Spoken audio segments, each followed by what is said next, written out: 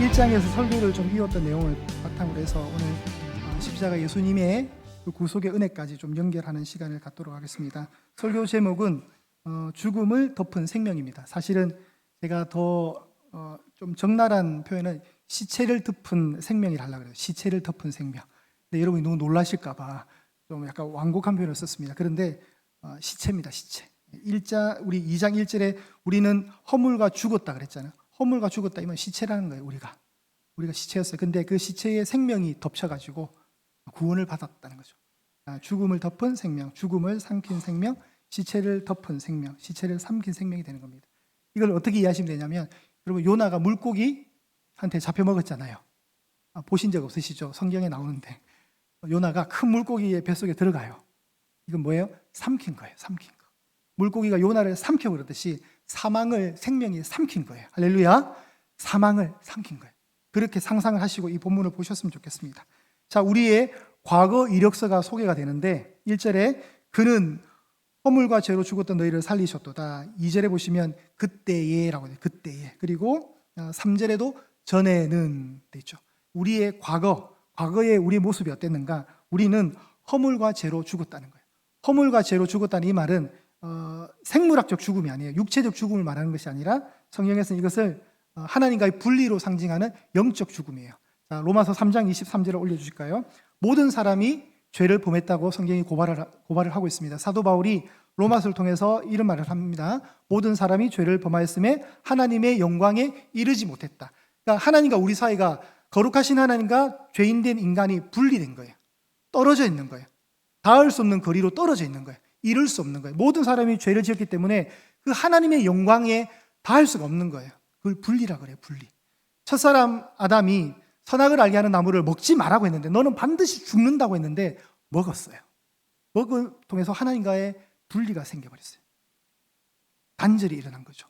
영원히 그게 극복이 되지 못했어요. 그런데 하나님의 은혜가 임해서 6절에 가시면 그런 분리되어서 우리가 하나님의 영광에 이르지 못하던 우리가 하나님의 영광의 자리까지 가서 하나님의 영광의 자리 옆에 앉게 되는 그런 변화가 일어나는 거예요.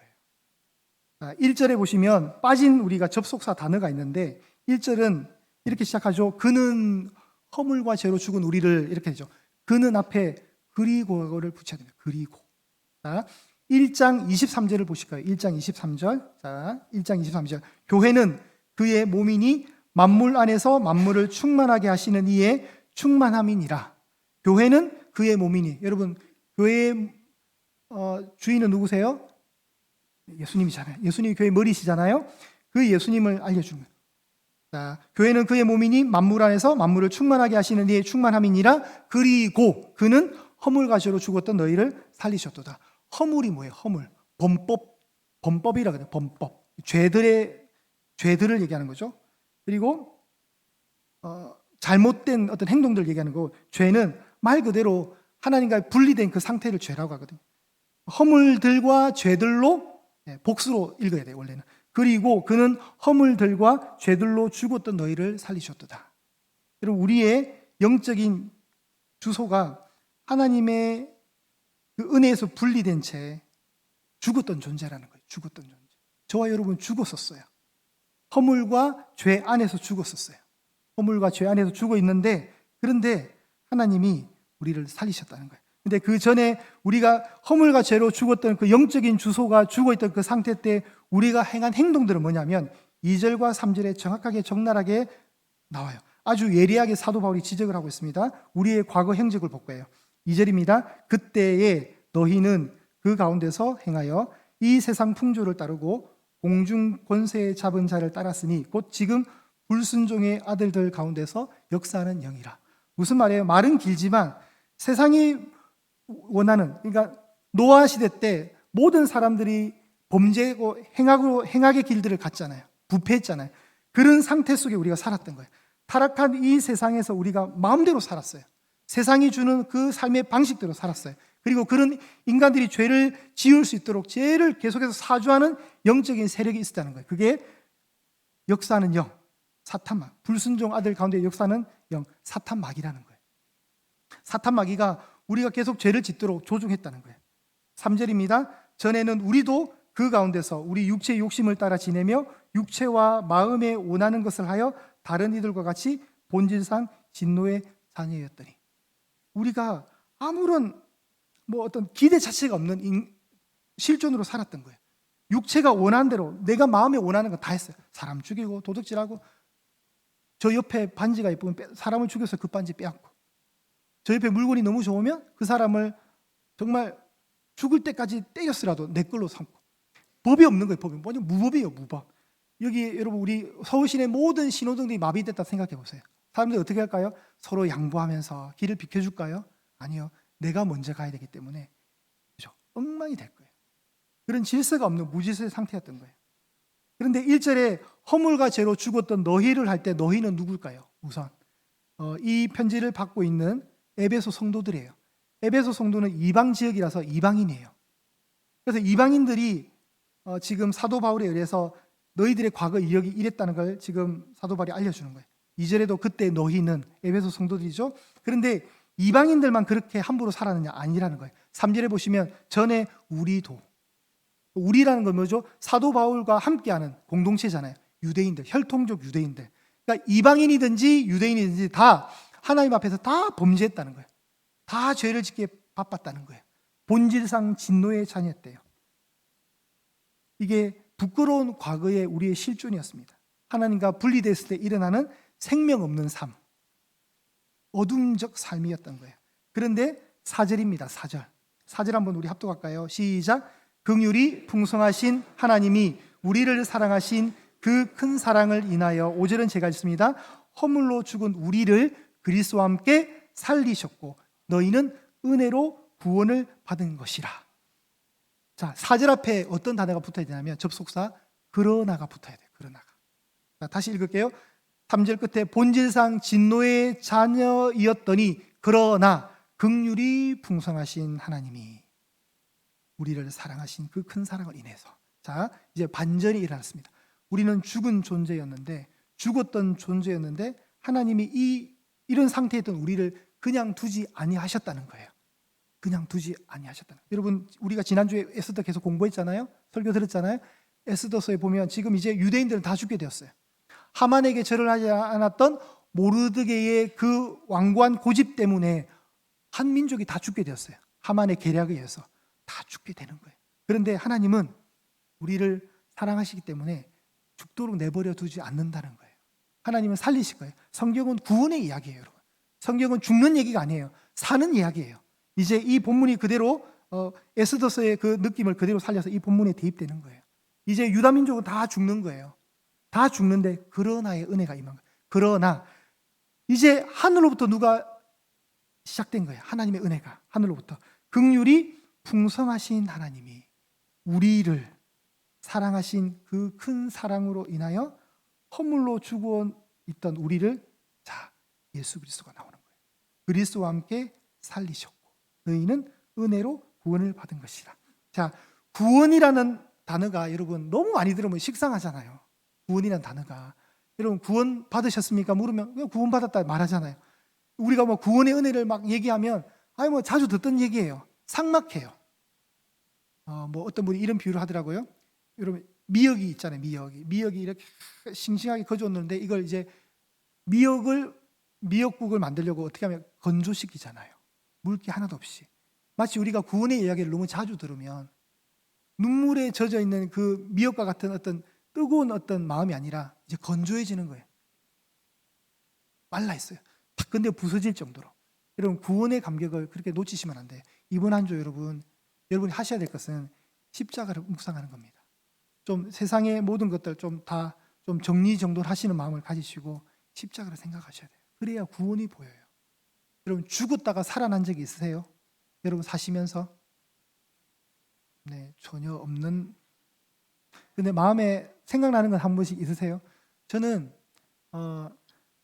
졸음운전을 잘 안 하는 편인데 딱 한 번 졸음운전을 해봤습니다. 진짜 학교에 면접 보러 갔다가 창원으로 돌아가는 길에 점심을 먹고 운전을 하는데 햇살은 따뜻하고 옆에 있는 전도사님은 주무시고 계시고 저는 이제 혼자 막 애를 쓰고 있는 거, 이제 다음 휴게소까지만 가서 좀 눈 좀 붙이자, 좀 쉬어야 되겠다. 왜 그랬냐면 저희 교육자들은 월, 화, 수, 목, 주일을 보내거든요, 보통. 여러분 계산이 안 되시죠? 월, 화, 수, 목, 주일. 보통의 일반적인 모든 교회가 다 금요 집회 있죠. 토요일 날 주일 준비하다 분주하죠. 주일은 또 분주하죠. 그렇게 다 분주한 사역을 다 끝내고 월요일 날 면접 보러 용인까지 올라왔다가 돌아가는 길에 너무 피로가 쌓였던 거예요.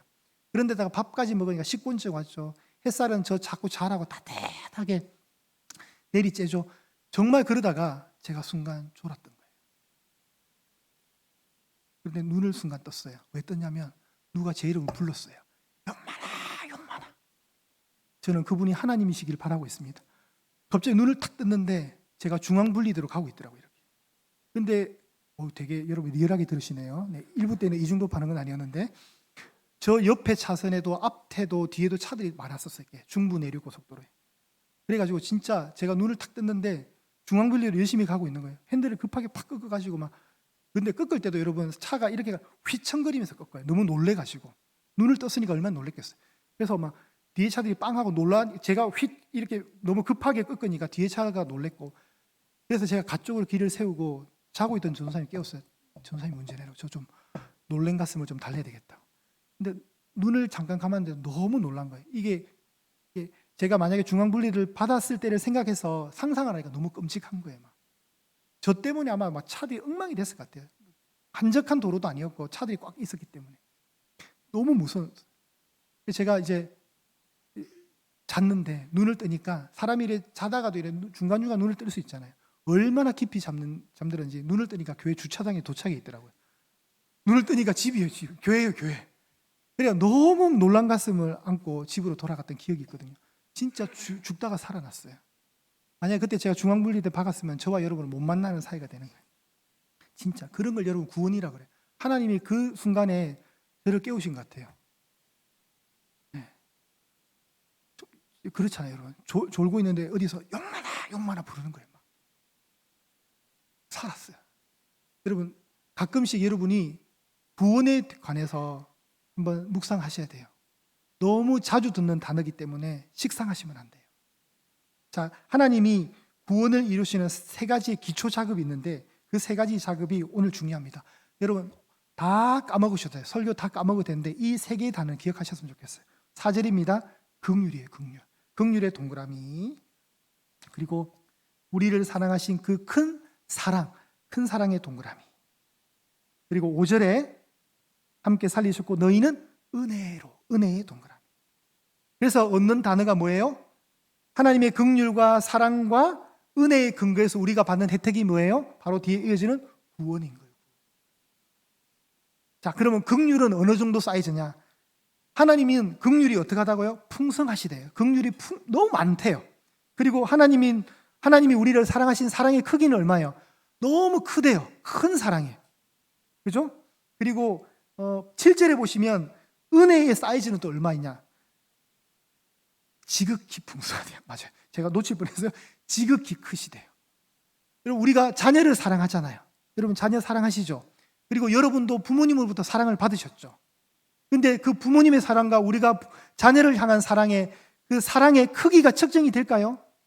설명이 안 되잖아요. 마찬가지로 지금 나왔던 긍휼과 사랑과 은혜는 측량할 수 없는 거예요. 하나님이 시작해 주신 거예요. 하나님이 하늘로부터 2001년 9월 11일 뉴욕 맨하탄의 쌍둥이 빌딩이 여러분 기억나세요? 비행기에 의해 폭파당하고 무너졌잖아요. 그때 제가 지금 이 수치가 정확하진 않아요. 제가 이거 예전에 한번 279명 정도가 혹은 279명이 97명이 제일 모르겠는데 200명 후반대 270명 정도의 사람들이 뜨거운 불길을 피하기 위해서 그 100층 이상 되는 높이에서 떨어졌어요. 그 270명 정도가 진짜 실제로 떨어졌어요. 왜냐하면 불에 타 죽기 싫어서. 그런데 떨어져도 죽잖아요. 이게 여러분 인간 실존이에요. 어떻게 할 수가 없어요. 그 사람들이 사는 방법은 딱 한 가지밖에 없죠. 외부에서 누군가가 와서 도와주는 것밖에 없는 거예요. 우리가 그랬던 존재인 거예요.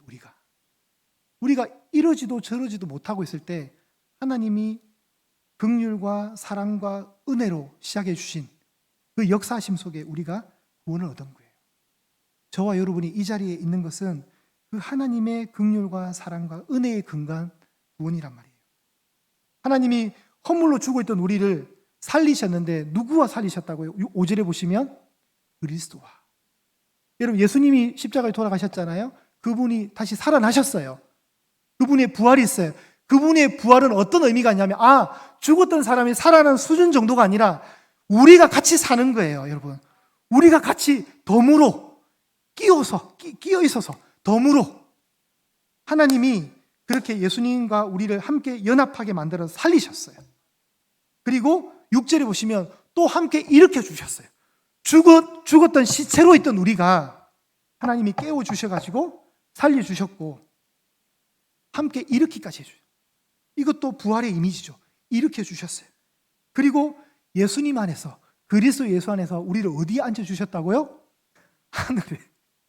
근데 저 시제를 보세요. 함께 하늘에 앉히시니, 과거형이에요, 과거형. 저와 여러분을 살리셨고 일으키셨고 앉혀주셨대요, 과거형으로. 근데 우리는 앉은 적이 없잖아요, 여러분. 우리가 하나님의 보좌에 있는 그 하나님 나라 천국에 우리가 앉지 않았잖아요. 근데 영원한 시간 속에서 하나님이 우리를 앉혀주셨대요. 나는 반드시 내일 아침을 먹었다. 이거와 똑같아요, 여러분. 나는 반드시 내일 아침을 먹었다. 시간의 주권자께서 시간을 과거, 현재, 미래를 막 섞어버리시는 거예요. 그래서 저희 기독교 안에 신학적 단어 중에 이런 단어가 있어요. 이미와 아직이란 단어가 있어요. 이미와 아직. 자, 이렇습니다. 우리는 이미 생명을 받았습니다. 우리는 이미 구원을 받았습니다. 우리는 이미 영화롭게 되었습니다. 우리는 이미 하나님의 나라로 가 있습니다. 이것이 하나님의 영원한 주권적인 시간 속에서 해석되는 해석이에요. 그런데 아직이 있어요. 하지만 우리는 아직 땅에 살고 있습니다. 하지만 우리는 아직 땅에 살기 때문에 수없이 많은 죄들에 노출되어 있고 죄를 지을 확률이 있습니다. 아직 우리는 이루지 못한 구원의 완성을 향해 나아가고 있습니다. 그리고 언젠가 우리는 한 번은 죽습니다. 이게 아직이에요, 여러분. 이미는 이미 완성되어 있고 역사라는 시간 속에 우리가 몸을 가지고 있으니까 아직인 거예요. 그래서 우리는 여전히 구원을 떨림으로 이루어가는 존재인 거예요. 구원을 받았다고 신앙 선포를 하고 과거형으로 묘사도 하지만 우리는 구원의 완성을 향해서 지금도 걸어가고 있는 존재라는 거예요. 그래서 이미와 아직의 이 긴장관계가 있어요. 긴장관계.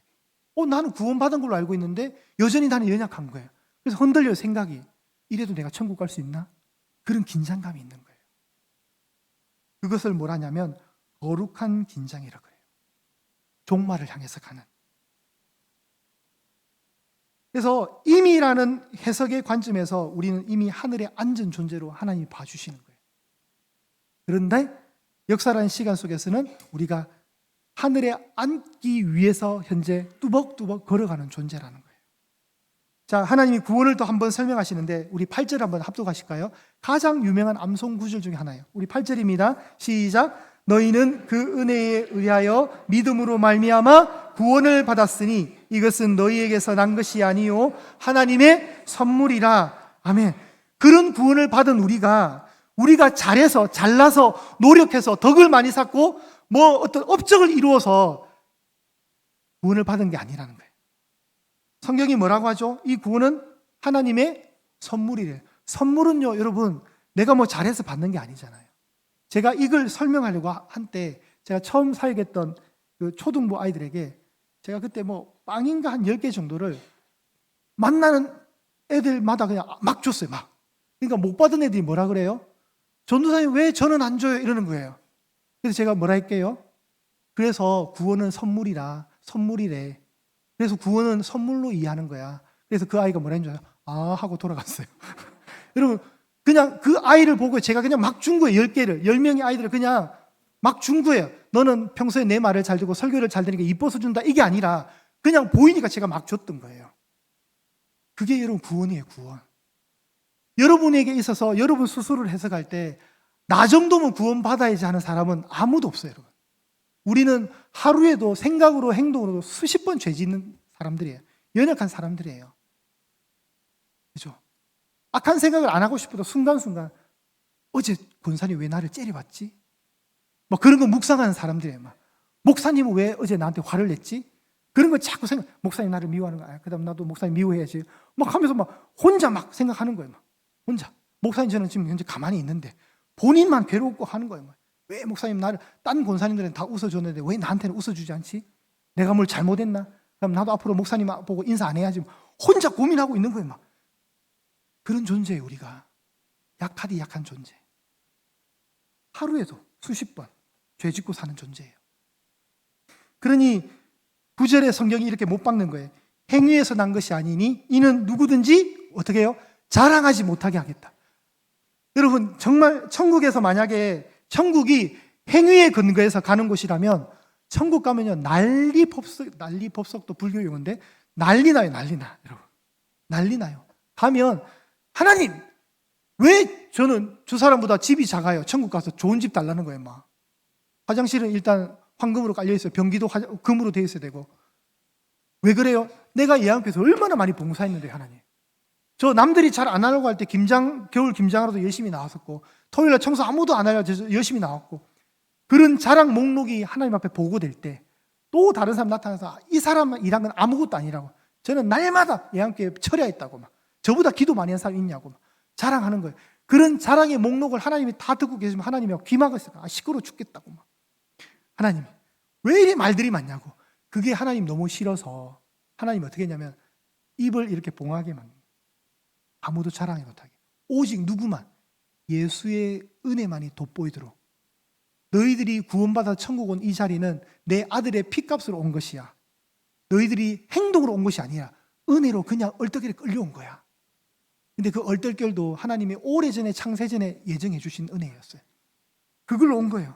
그래서 누구든지 자랑 못하게 하는 거예요. 여러분 지금 이 순간도 누군가가 여러분 구원에 관해서 자랑하고 있다면 그 사람은 잘못된 사람이에요. 그걸 가르치는 이단 종교들은 정말 잘못된 종교예요. 행위로 근거하는 것이 아니에요. 아무도 자랑하지 못하게 입 딱 막으시. 조용히 해. 네가 잘나서 천국 온 줄 알아? 아니야. 내 아들의 피만 나는 보는 사람이. 나는 보는 하나님이야. 나는 내 아들의 피만 보는 전능자야. 그게 근거에서 온 거예요. 그래서 구원은 선물이에요. 선물. 여러분 다 선물 받으신 거예요. 너무 큰 선물을 받으신 거예요. 긍휼과 사랑과 은혜에 근거한 선물을 받으신 거예요. 그런 우리가 이제 어떤 존재인가 10절 보실게요. 우리는 그가 만드신 바라. 오늘 여기까지만 나누겠습니다. 그가 만드신 바라. 그가 만드셨다 할 때 저 만드시는 작품을 얘기해요. 작품. 그래서 모든 쉬운 성경들 번역해 보면 우리는 그의 작품이다라고 해석을 해요. 저와 여러분의 작품이래요. 그럼 얼마나 역전돼서 1절에서 어떻게 시작했어요? 1절에서. 여러분 1절에서 어떻게 시작했습니까? 허물, 죄라는 불편한 단어가 나왔잖아요. 우리는 죽었대요. 우리가 시체였대요. 근데 10절에 우리가 어떻게 바뀌었어요? 작품이래요. 작품. 작품이래요. 너무 대단해요. 저와 여러분의 극적인 신분의 기적이 일어난 거예요. 작품이에요. 작품. 근데 이 작품은 그냥 나온 게 아니에요. 그냥 된 거 아니에요. 예수 그리스도의 희생으로 인해서. 예수님의 죽어주심 때문에. 여러분 우리가 3일 밤 말씀을 나눌 건데 첫날의 제목이 뭘까요? 죄 없으신 왕이에요. 한번 주부해 보세요. 둘째 날 밤의 제목은 뭘까요? 용서하신 왕이에요. 셋째 날 마지막 날은 뭘까요? 죽임 당하신 왕이에요. 예수님이 왕이세요. 하늘 영광을 다 포기하고 이 땅에 오신 낮은 자의 왕으로 오셨어요. 그 왕이 죄가 없으셨어요. 빌라도가 이 사람에게서는 죄를 발견할 수 없다고 3번이나 얘기했는데 유대인들이 죽였어요. 로마의 법으로 죽였어요. 죄 없으셨어요. 예수님은. 그분은 용서하신 왕이었어요. 아버지 저들의 죄를 용서해 달라고. 그분은 보복하는 그런 분이 아니셨어요. 다 품고 가셨던 분이세요. 그리고 그분은 끝내 죽으셨던 왕이셨어요. 그분의 희생 때문에 우리가 작품이라는 말을 들을 수 있었던 거예요. 그냥 된 거 아니에요, 여러분. 예수님 때문에 된 거예요. 이제 한 주간 여러분 예수님 좀 눈을 감고 십자가를 좀 많이 생각하십시오. 저도 부활을 준비하고 부활절에 설교를 준비하는데 제 마음 안에는 와 이걸 어떻게 설명해내니까 늘 고민이에요, 여러분. 너무 좋은 건 알겠는데 어떻게 하면 더 십자가를 묵상하고 어떻게 하면 이 부활을 잘 해석해낼 수 있을까? 저도 고민이에요. 이것도 매년 일어나는 거잖아요. 매년. 괴로워요, 여러분. 내년엔 또 어떻게 부활절 설교할까? 내후년에는 어떻게 또 부활절 설교하고 늘 고민이 와요. 부활절과 마찬가지로 성탄절도 마찬가지예요. 너무 좋은 날인데 제 마음 안에 진짜 깊은 제 영혼에서 오는 탄식과 함께 기쁨이 왔으면 좋겠어요. 피상적이지 않았으면 좋겠어요. 월요일부터 여러분 십자가 계속 생각하셨으면 좋겠어요. 좀 막 조금 더 세속적인 그런 것들이 있다면 조금 더 끊어내시고 조금 더 경건하게 십자가 보혈 좀 묵상하시고 찬양을 들으셔도 좀 슬픈 걸 좀 많이 들으세요, 여러분. 너무 밝은 거 듣지 마시고 그거는 이제 부활절 지나고 밝은 거 들으시면 되고요. 좀 십자가 묵상하는 찬송가도 우리 150장, 151장 갈보리 언덕 그리고 뭐 만왕의 내주께서 이런 거 좀 들으시면서 좀 묵상하셨으면 좋겠어요. 내가 이렇게 자격 없는 자였는데 이렇게 하나님 나를 사랑해 주시나. 오늘 세 가지 다 뭐라고요? 긍휼과 사랑과 은혜입니다. 자꾸 묵상하십시오. 긍휼과 사랑과 은혜. 그것 때문에 내가 살게 되었구나. 이걸 하나님이 선물로 주셨구나. 그걸 자꾸 붙드셔야 돼요. 보혈을 지나면서 내가 하나님께 가까이 갈 수 있는 자가 되었구나. 그 은혜가 여러분 안에 이 한 주간 풍성했으면 좋겠습니다. 십자가 내가 처음 볼 때 계속 모태 신앙이더라도 그리고 중간에 누군가에서 전도되어서 교회에 나오셨던 저처럼 중간에 믿게 된 분들이라도 우리가 예수님을 만나는 이 인생의 분기점은 다 있단 말이에요. 그 은혜를 잘 묵상하시면서 이 한 주 경건하게 잘 보내시고 수요일 저녁, 목요일 저녁, 금요일 저녁에 다 배웠으면 좋겠습니다. 이 한 주간 그렇게 십자가 붙들면서 나아가는 믿음으로 사시기를 간절히 축복합니다.